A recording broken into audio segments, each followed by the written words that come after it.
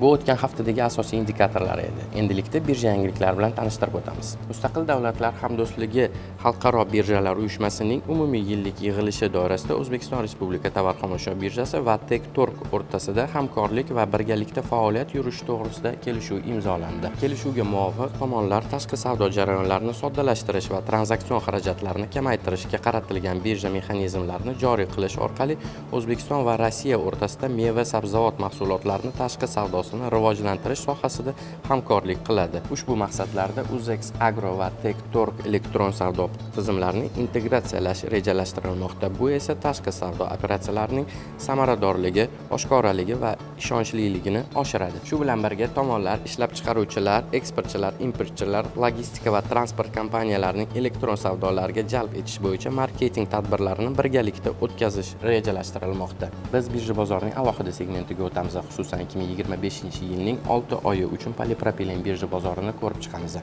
2025-yilning yanvar-iyun oylari mobaynida birja savdolari orqali 30 ming tonnadan ortiq polipropilen sotildi. Bu 2024-yilning mos davriga nisbatan 25% ga kamdir. Bozor tuzilishida 3 guruh polipropilen yetakchi o'rinni egallaydi. Shu jumladan inyektsion polipropilen 45% ni, tolalarni ishlab chiqarish uchun polipropilen 25% ni va ip ishlab chiqarish uchun 23% ni egallaydi. Puflanadigan markalar ulushi taxminan 2% ni tashkil etdi. Joriy yilning o'rtacha narxlar 1 tonna uchun 16 million so'mni tashkil etdi. Mart oyida narxlar 1 tonna uchun 16,7 million so'mdan 16,9 million so'mgacha ko'tarildi va bu ko'rib chiqilayotgan davr uchun eng yuqori ko'rsatkich edi. Iyun oyida o'rtacha narxlar 1 tonna uchun 15,9 million so'mgacha pasaydi. G150 markali inyektsion polipropilen narxlariga kelsak, ushbu segmentda ham o'zgaruvchanlik kuzatildi. 2025-yilning yanvar oyida G150 markali polipropilen o'rtacha narxi 1 tonna uchun 15,8 million so'mni tashkil etgan. Mart oyida ko'tarilish kuzatildi. O'rtacha narxlar 1 tonna uchun 16,6 million so'mgacha ko'tarildi va bu ko'rib chiqilayotgan davr uchun eng yuqori ko'rsatkichdir.